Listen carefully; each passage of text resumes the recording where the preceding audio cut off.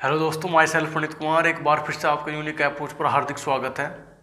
और हमने पिछली क्लास में क्लास नंबर 13 में पढ़ा था नंबर ऑफ जीरोस के बारे में। नंबर ऑफ जीरो से संबंधित हमने क्वेश्चन भी सब चीज़ हमने कर लिए थे, थ्योरी भी हमने पढ़ ली थी। नंबर ऑफ क्वेश्चन मैं आपको फिर बता रहा हूँ, एग्जाम की दृष्टि से इतनी इंपॉर्टेंट नहीं है, लेकिन फिर भी कभी भी क्वेश्चन पूछा जा सकता है, इसलिए हमें तैयार रहना है, यानी कि सतर्क रहना है, कोई भी टॉपिक छोड़ना नहीं है, चाहे थोड़ा में फालतू पढ़ने पड़ जाए, उससे कोई मैटर नहीं है। ठीक है भाई, तो आज जो क्लास स्टार्ट होगी सबसे इंपॉर्टेंट टॉपिक मैंने हेडिंग पहले डाली हुई है, क्लास नंबर 14 रिमाइंडर थ्योरम सबसे इंपॉर्टेंट चीज़ है और सबसे ज़्यादा बच्चों को दुख देने वाला टॉपिक भी यही है। ठीक है ना भाई, तो रिमाइंडर थ्योरम पढ़ेंगे, कम से कम 7 या 8 क्लास में जाके कवर होगा रिमाइंडर थ्योरम। उसके बाद फैक्टर पढ़ेंगे, फैक्टर के बारे में जानेंगे, उसके बाद फैक्टर के बाद हम सीरीज पढ़ेंगे, एपी जीपी पढ़ेंगे। तो बहुत कुछ अभी पढ़ने को है नंबर सिस्टम में। मैंने आपसे पहले भी कहा था, यदि नंबर सिस्टम हमारे पूरे गणित की जान होती है, यदि नंबर सिस्टम हमने अच्छे तरीके से कर लिया तो ये समझो 20 से 30% सिलेबस तो वैसे ही खत्म हो गया। ठीक है भाई, तो ये नंबर सिस्टम सबसे बड़ा टॉपिक है। और रिमाइंडर थ्योरम में कभी जीरो लेवल से मैं लेकर चलता हूँ आपको। मान लिया कोई नंबर है 15 और 15 से मैंने भाग करा 128 को, 15 से भाग करा 128 को, तो 15 अट्ठे 120, 8 पे माइनस चली और ये घटा के कितना बचा 8, तो 8 जो बचा ये शेषफल बचा, 8 के बचा भाई शेषफल बचा। ठीक है, और जिस नंबर से भाग करते हैं उसे कहते हैं भाजक, जिस नंबर से किसी भी नंबर को भाग करते हैं उसे भाजक, और जिस नंबर को भाग किया गया हो उसे कहते हैं भाज्य, उसको क्या कहते हैं भाज्य। और जितने पे माइनी चलती है, जितने पे माइनी चलती है उसे कहते हैं भागफल। क्या कहते हैं मेरे भाइयों? भागफल। कोई दिक्कत है ना? यदि मैं आपको इंग्लिश में डिनोट करके दिखाऊं टर्म, इंग्लिश में क्या किसको कहते हैं, तो शेषफल कहते हैं रिमाइंडर, शेषफल क्या कहते हैं रिमाइंडर। भागफल को पहले भाजक पा जाते हैं, इसे कहते हैं डिवीजर। क्या कहते हैं? डिवीजर। भाज्य डिविडेंड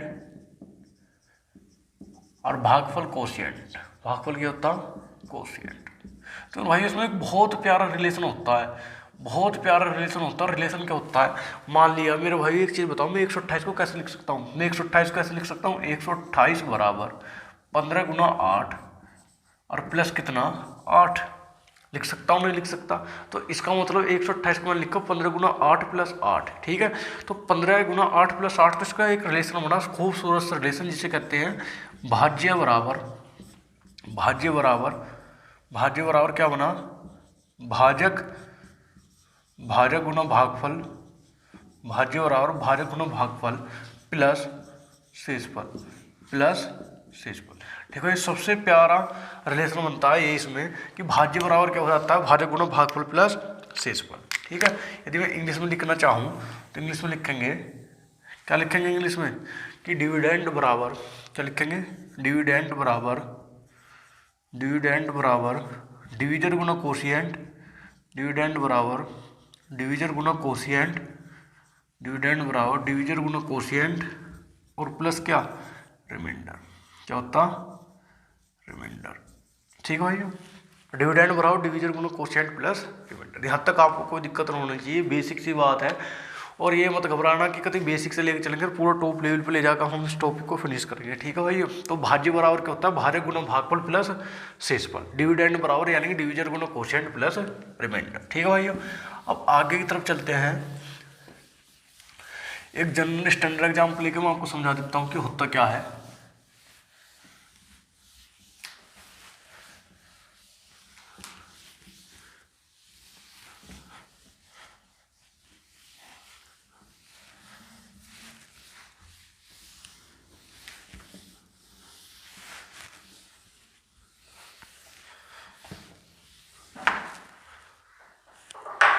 मेरे भाइयों देखो, होता ये है, मान ली कोई नंबर ए है, इस नंबर से मैंने किसी नंबर बी को भाग करा, क्यू पे हमारी माइनस चली और शेषफल बचा हमारा आर। क्या बचा? शेषफल। तो मैंने बता दिया था ये क्या होता है? भाज्य होता है यानी कि डिविडेंड होता है, भाजक होता है, डिवीजर होता है, ये कोशिएंट यानी कि भागफल होता है, कितने माइनस चलिए शेषफल होता है यानी कि रिमाइंडर होता है। ठीक है भाई, तो इसमें खूबसूरत रिलेशन ये है, भाज्य बराबर भाजक गुना भागफल, भाजक गुना भागफल और प्लस का क्या आता? शेषफल। प्लस का क्या आता? शेषफल। यही तो बताया था। तो मेरे भाइयों इसमें जो बात बताने की ये है कि शेषफल का मान कभी भी भाजक से बड़ा नहीं होता, यानी कि डिवीजर से रिमाइंडर का मान कभी भी बड़ा नहीं होता है। मान ली कभी आपने देखा है ऐसा कि आपने किसी नंबर को 5 से भाग करा, 6 शेषफल बचो? कभी देखा है ऐसा? तो कहने का मतलब ये है कि शेषफल या तो भाजक से छोटा होगा या जीरो होगा, यानी कि 5 से भाग कर रहे हैं या तो शेषफल जीरो होगा, 1 होगा, 2 होगा, 3 होगा, 4 होगा, कभी भाजक के बराबर भी नहीं होगा। ये बात तो सुननी हो गया है कि मैं क्या बता रहा हूँ कि जो आर का मान है वो किसके ऊपर डिपेंड करेगा। तो मैं यहाँ लिख देता हूँ आपको, ये इंपॉर्टेंट रिजल्ट है कि आर की जो वैल्यू है ना मेरे भाइयों, वो या तो जीरो होगी, क्या होगी आर की वैल्यू, जीरो, जीरो के इक्वल होगी, या आर का मान जीरो से बड़ा होगा। रिमाइंडर कभी निगेटिव नहीं होता, लेकिन निगेटिव कंसेप्ट में आपको अलग समझाऊंगा जब हम रिमाइंडर ज्ञात करेंगे सवालों में। लेकिन फिलहाल ये ध्यान देने योग्य बात है कि आर का जो मान है वो जीरो से तो बड़ा होगा, लेकिन जिससे हम भाग कर रहे हैं, भाग किससे कर रहे हैं, मान लिया किससे भाग कर रहे हैं, ए से, तो ए से जो है, ए से जो है हमेशा वैल्यू क्या रहेगी, कम ही रहेगी, इसके इक्वल भी नहीं आ सकती। तो यहाँ तो आर जीरो के इक्वल भी आ सकता है, लेकिन क्या रहेगा, हमेशा आर से, ए से छोटा रहेगा। कहने का मतलब ये है कि शेषफल का मान कभी भी भाजक से बड़ा नहीं होगा, ना भाजक के कभी इक्वल होगा, या तो जीरो होगा या जीरो से बड़ा होगा, लेकिन भाजक से छोटा होगा। तो ये चीज़ भी आप लिख लेना, बहुत इंपॉर्टेंट पॉइंट है ये, ठीक है ना भाइयों। अब आगे की तरफ शुरुआत करते हैं, छोटी छोटी बातों की तरफ आगे बढ़ते हैं, इतनी बात आपको पता भी होगी।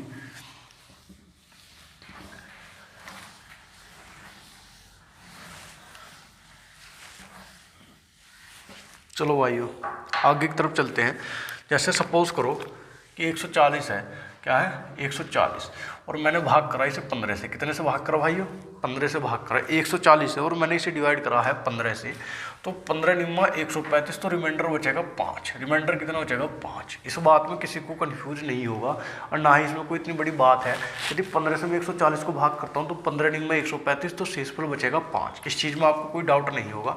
अब मेरे भाई एक चीज़ बताओ, इस 140 को कितने तरीके से आप रिप्रेजेंट कर सकते हो। इस 140 को आप ऐसे लिखते सकते हो 100 + 40।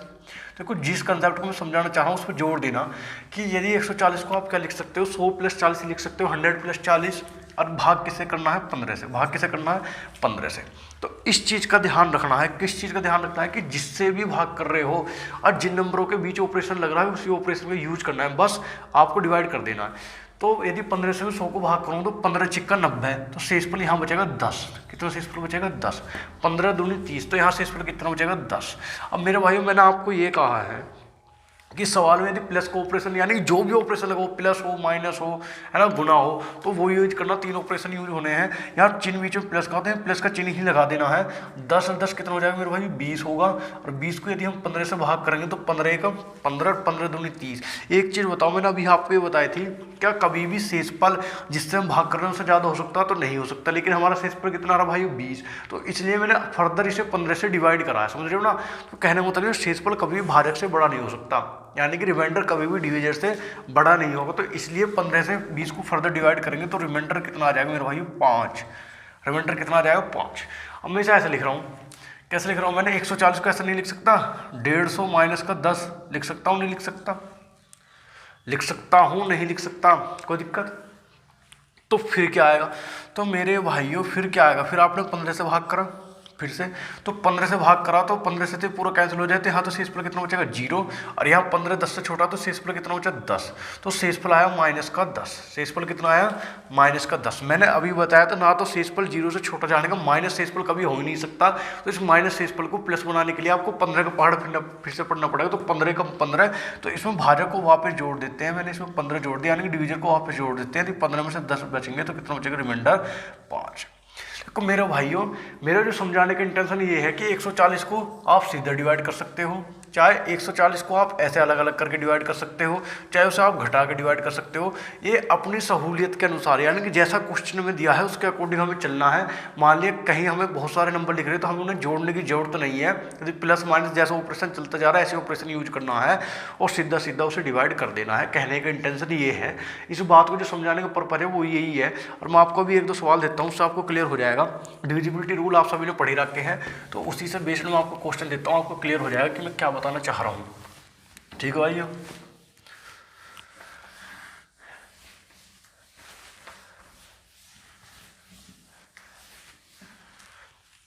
देखो भाई, जैसे मैंने कोई क्वेश्चन लिखा, पहला क्वेश्चन, देखो बहुत अच्छे तरीके से क्लियर हो जाएगा, आपको कोई दिक्कत नहीं आएगी किसी तरीके की।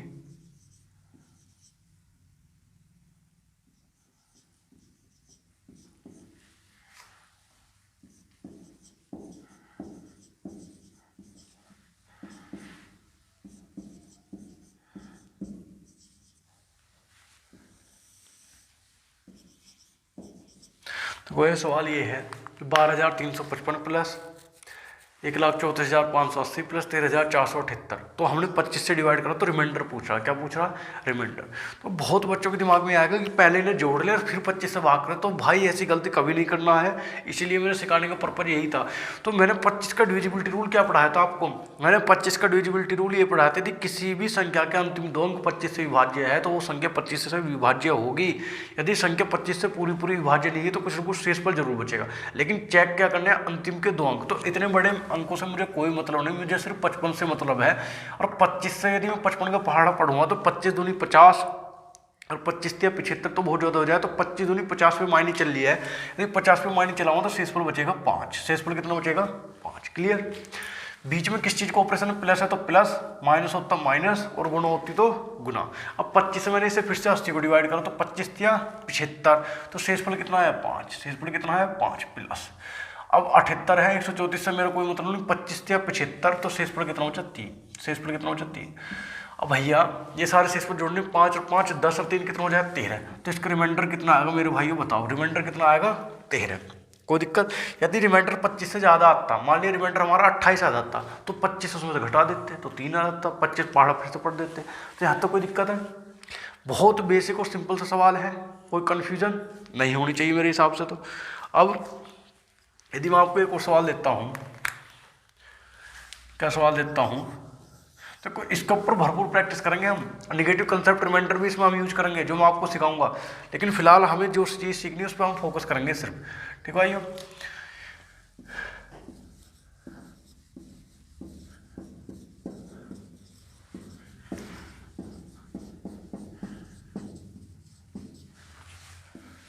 यदि इसको 5 से भाग करें तो रिमाइंडर फाइंड आउट करो। तो मेरे भाइयों अब तो इनकी गुणा करने में भी आपके दिन की गुणा करने लग गए तो बहुत टाइम लग जाएगा। तो इसी चीज़ को टाइम कंज्यूमिंग करने के लिए हमने चीज़ पढ़ी है। इसके बाद यदि निगेटिव रिमाइंडर पढ़ेंगे तो उससे और ज़्यादा आसानी से आप निकाल सकते हो, इससे भी ज़्यादा फास्ट। तो फिर पहले तो आपको मेन चीज़ ये है कि सीधा सीधा पहले तो आपको रिमाइंडर फाइंड आउट करना है कि रिमाइंडर कैसे फाइंड आउट करते हैं, ये चीज़ हमें सीखनी है, इसलिए मैं सिखा रहा हूँ। उसके बाद आपको निगेटिव रिमाइंडर कंसेप्ट सिखाऊंगा, फिर निगेटिव रिमाइंडर कंसेप्ट भी यूज करेंगे और जो नॉर्मल रिमाइंडर थ्योरम है जो हम पढ़ रहे हैं इसे भी यूज करेंगे। दोनों का यूज करके कैसे चुटकी मार मार के सवालों को सोल्व करते हैं वो चीज़ हमको देखनी है। ठीक है ना भाई? तो क्वेश्चन तो नेक्स्ट वीडियो में करवाऊंगा, इसमें थ्योरी क्लियर करेंगे। तो यदि मैं 6 से भाग करूंगा, यदि 5 का रूल क्या कहता है? किसी भी संख्या का अंतिम अंक देख लो, यदि 5 से 6 को भाग करूँ तो शेषफल कितना? 1। बीच में गुणा का चिन्ह तो गुना, 5 से भाग करूँगा तो 9 और 5 एकम 5 तो 4 शेषफल बचेगा और गुना यहाँ भाग करूँगा तो 2 शेषफल बचेगा। भाई 2 पे तो मायने चल ही नहीं सकती, 5 के तो कितना? 4 दूनी 8 आया। कितना आया? 4 दूनी 8। तो मैंने भाइयों अभी बताया था। अब हम भाग किससे कर रहे हैं? 5 से। शेषफल कितना है हमारा? 8। तो ये तो गलत बात है। तो शेषफल तो हमारा भाजक से छोटा होना चाहिए, यानी कि डिविजर से। तो मैंने इसे 5 से डिवाइड करा तो शेषफल कितना रहेगा हमारा? 3। शेषफल कितना रहेगा हमारा? 3। कोई दिक्कत? यानी कि रिमाइंडर कितना होगा हमारा? 3। यहाँ तक मेरे हिसाब से आपको कोई दिक्कत नहीं होगी। और यहाँ तक कोई दिक्कत नहीं है तो इस सिलसिले को हम आगे की तरफ लेके चलते हैं। बाकी जो बच्चे इनके मन में डाउट है कि यहाँ 9 है, हम तो यहाँ -1 लिख सके, तो वो निगेटिव कंसेप्ट रिमाइंडर में पढ़ेंगे, इसमें नहीं पढ़ेंगे। ये अलग टॉपिक है और वो अलग टॉपिक है। फिर दोनों को जोड़ के फिर हम ऐसे भी क्वेश्चन दोबारा करेंगे। कम से कम 15 से 20 क्वेश्चन मैं आपको ऐसे करवाऊंगा जो आपके सोल्व करने होंगे। अब आगे की तरफ चलते हैं। एक शानदार सा क्वेश्चन है, एक शानदार थ्योरी है, फिर उसके ऊपर बेस्ड क्वेश्चन है जो हम करेंगे।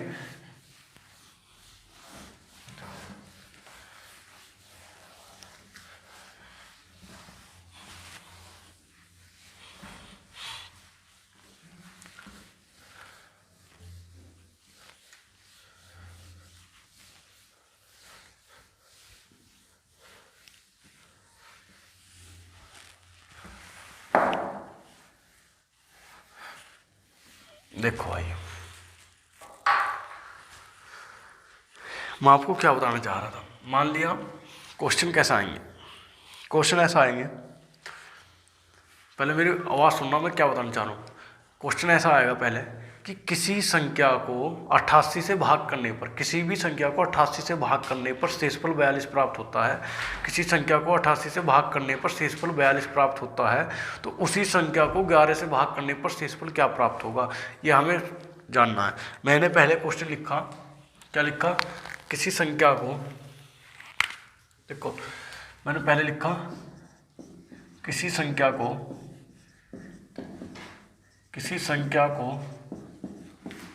88 से भाग करने पर 88 से भाग करने पर 50 शेषफल प्राप्त होता है।